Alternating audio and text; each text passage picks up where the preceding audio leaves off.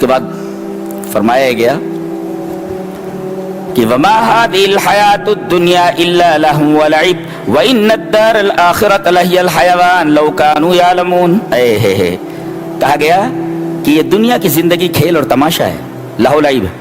پہلے ہم لہو کا معنی بتا دیں, پھر لعب کا معنی بتائیں, پھر ایک عجیب و غریب نکتہ جو اس آیت کریمہ میں اس کو ہم بتاتے ہیں.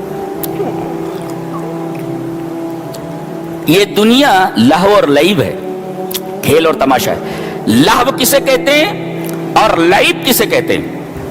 لہو کہتے ہیں کہ المیل عن الجد الی الہزل, سنجیدگی سے غیر سنجیدگی کی طرف مائل ہونا, یہ لہو ہے. کون نہیں چاہتا کہ میں سنجیدہ رہوں؟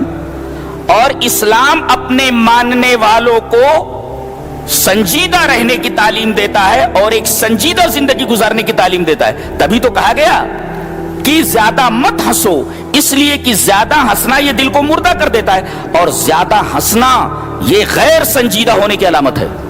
آدمی کو اپنا انجام معلوم نہ ہو کہ مرنے کے بعد مجھے کہاں جانا ہے, اور آدمی کہا لگا رہا ہو, اس کا مطلب یہ ہے کہ یہ آدمی سخت غیر ذمہ دار ہے. اس آدمی کو اپنا انجام معلوم نہ ہو, کہہ لگا رہا ہے.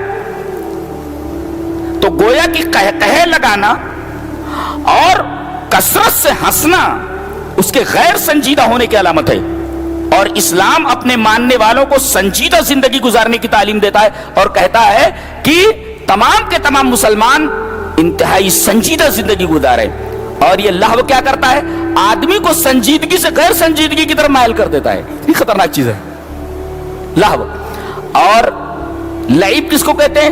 ترکو ما ینفع بما لا ینفع, نفع بخش چیز کو جو چھڑا کر غیر نفع بخش چیز کی طرف ڈھکیل دے, اس کو کہتے ہیں لعب. یہ دیکھیں, تو گویا کہ اب آخرت کے مقابلے میں دنیا کو دیکھیے کہ یہ لہو ہے. لہو کا مطلب مذاق ہے. المیل عن الجد الی الہزل, یہ سنجیدگی سے مذاق کی طرف مائل ہونا ہے, مائل کرنا ہے. اس کا مطلب آخرت کے مقابلے میں دنیا مذاق کے سوا کچھ نہیں.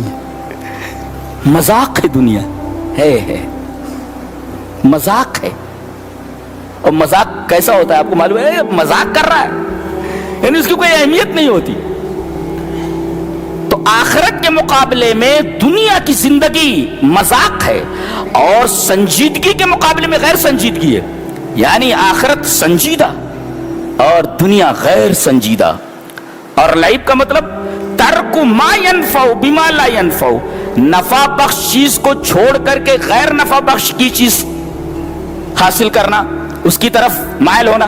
اس کا مطلب دنیا کی زندگی آخرت کے مقابلے میں غیر نفع بخش ہے اور آخرت اس کے مقابلے میں نفع بخش ہے. اور ظاہر ہے کہ یہ کام بچے ہی کرتے ہیں, نفع بخش چیز کو چھوڑ کر کے غیر نفع بخش کی چیز کی طرف چلے جانا یہ بچوں کا کام ہے. اسی وجہ سے آپ نے دیکھا ہوگا کہ بچے ندی کے کنارے بیٹھ کر کے ریت کے گھروندے بناتے رہتے ہیں, اور جب کھیل سے اگتا جاتے ہیں تو اپنے گھروندے بگاڑ کر کے وہاں سے نکل جاتے ہیں. اس کے کہتے ہیں یہ کھیل رہے تھے.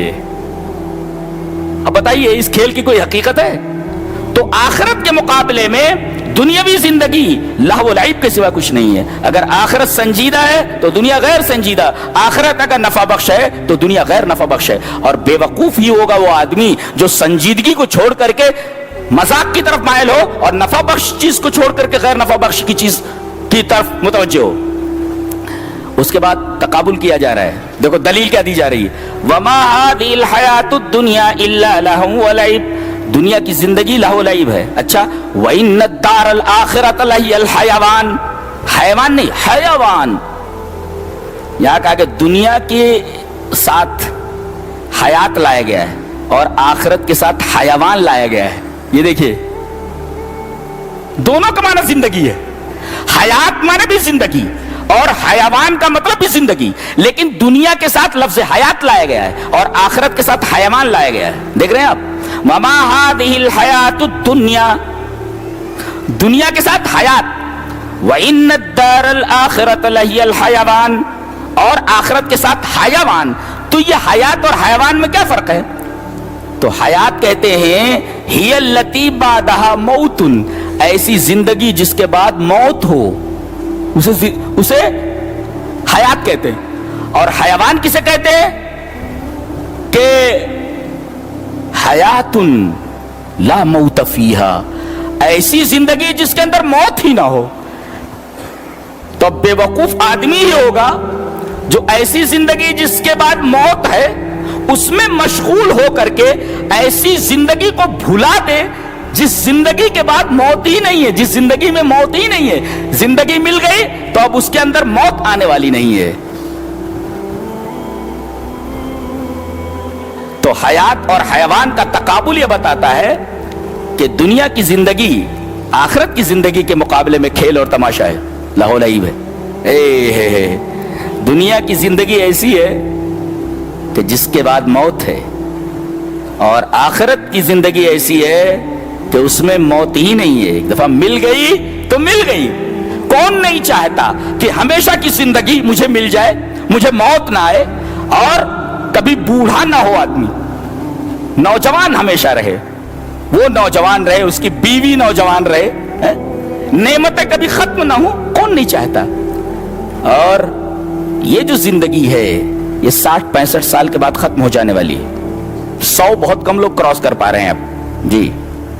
تو یہ 100 سالہ 60-70 سالہ زندگی کے اندر مشغول ہو کر کے ایسی زندگی کو چھوڑ دینا جس میں موت نہیں ہے، یہ وہی آدمی کر سکتا ہے جس کا دماغ خراب ہو، جس کا دماغ خراب ہو۔